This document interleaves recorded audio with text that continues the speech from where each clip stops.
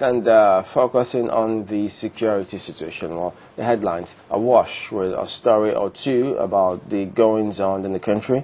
Well, we're joined now by Marilyn Ogar, who is the Deputy Director of Public Relations of the SSS. Morning, and thank you for joining us. Well, yes, indeed, it only raises a lot of concerns, especially when the sort of attacks that went on in Kano and then more headlines this morning. What's going on? Is there a lull in the activities of the department?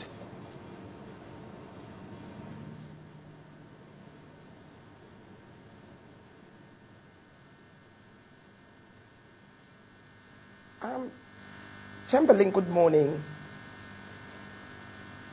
I won't say that there's been a lull. I would want to say that the Nigerian people maybe became too relaxed because there was a little bit of respite. What we are seeing now are acts of desperation because, of course, you know that the leadership of the group has been taken out. And so what we have is a situation where we have loose cannons who are trying desperately to make sure that they find their fate. So I won't actually say there's been a lull. Okay. What about all of those talks where we hear the development in Mali? There have been several headlines. I'm sure you must have seen one or two of them talking about some of those displaced in Mali finding their way or roaming freely in Nigeria. Is there any such concern for the department about that?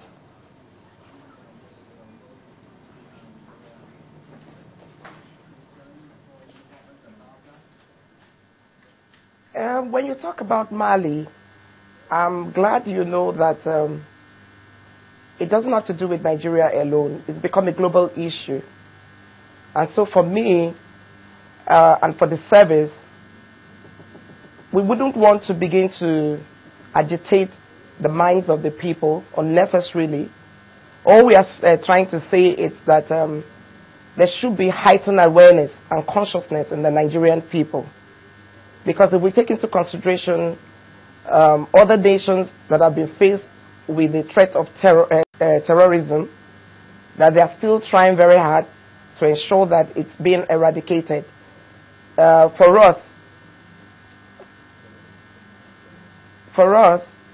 it becomes expedient that we continue to educate the people to be more conscious. I'm so excited. You just talked about education, and you also talked about this relapse, which you would want to put on the table of the people. Could you expatiate more and tell us why you say the people kind of relaxed, thinking that all was well and fine for a moment?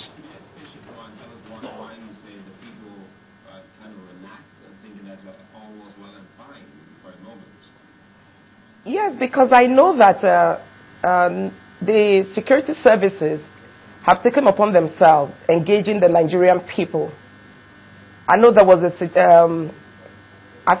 sometime last year, up to early this year, that security agencies have gone to motor parks, have gone to markets, have gone to places of worship, just to sensitize the people to be more security conscious and to be more vigilant.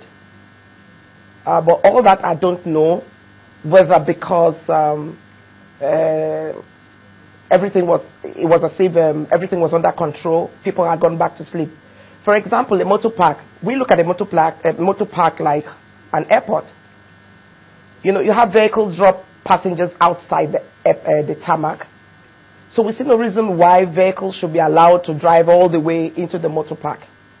We expect that parks should be properly fenced.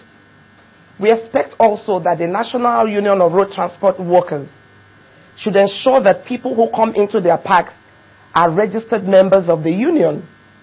They should carry out some form of enforcement within their own parks. People who don't have the need to do business in their parks should be kept outside the parks. The passengers also should be sensitized to be cautious when they have to move their luggage or when they have to engage people who take them to such parks.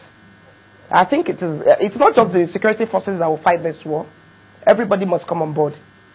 You know, in some ways, some people will say that if you sense that there was a lull in terms of getting cooperation from the public, did you raise an alarm, or did also, because the people went to sleep, according to you, did you also, I mean, security agencies also say, well, they've gone to sleep, we too will do the best that we can, and there will be no need to wake them up? Now, Mokwe, you know that when it has to do with sensitization and education, it's something that you must do on a daily basis.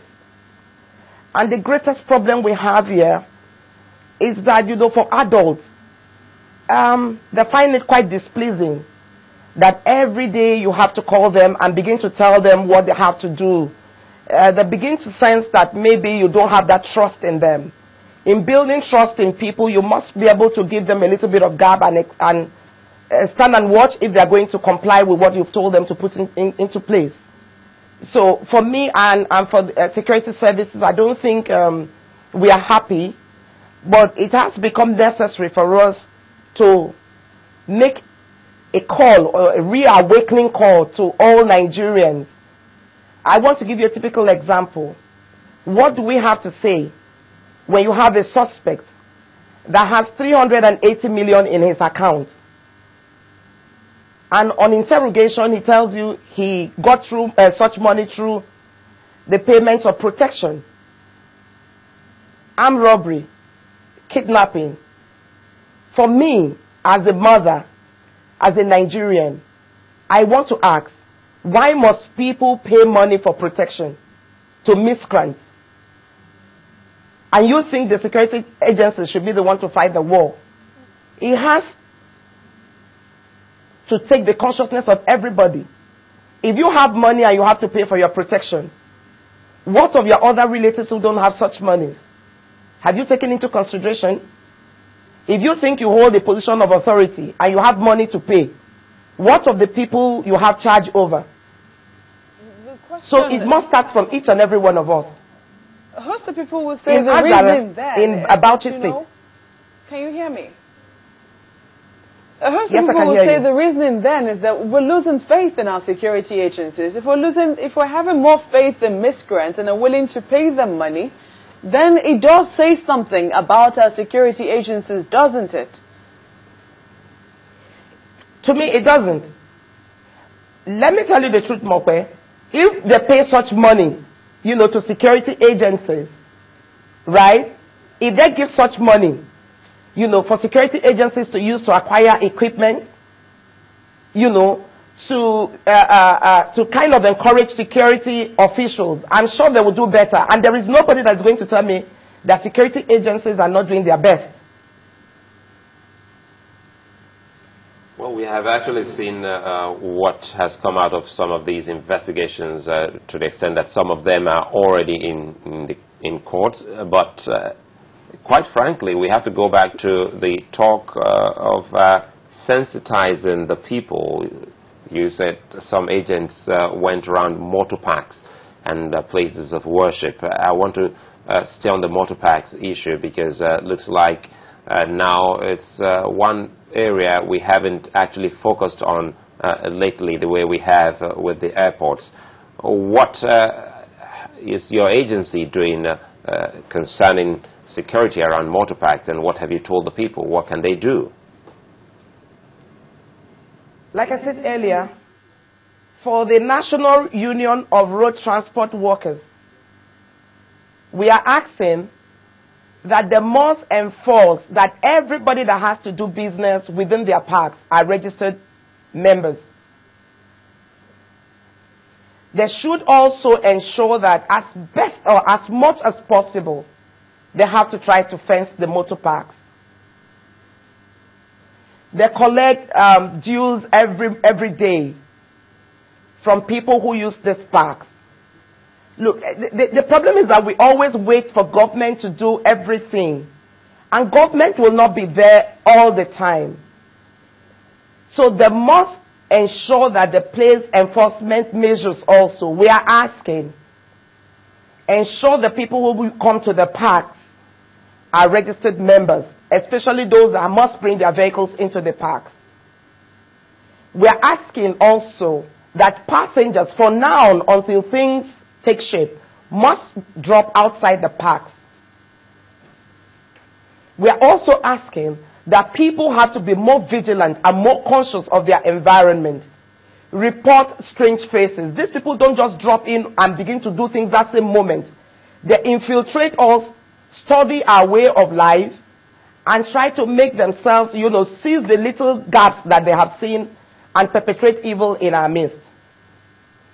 There's a little question here, and the question will be, are these the things that we have told people in motor parks to ensure that they do before now?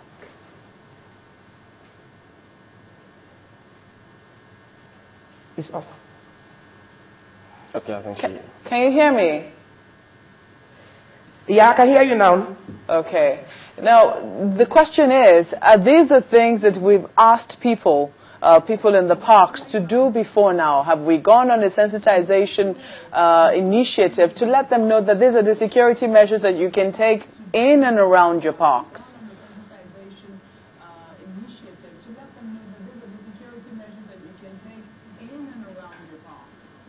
Yes, of course. That's what I just said. Before now, because you don't wait for security threats to emanate before you embark on such sensitizations.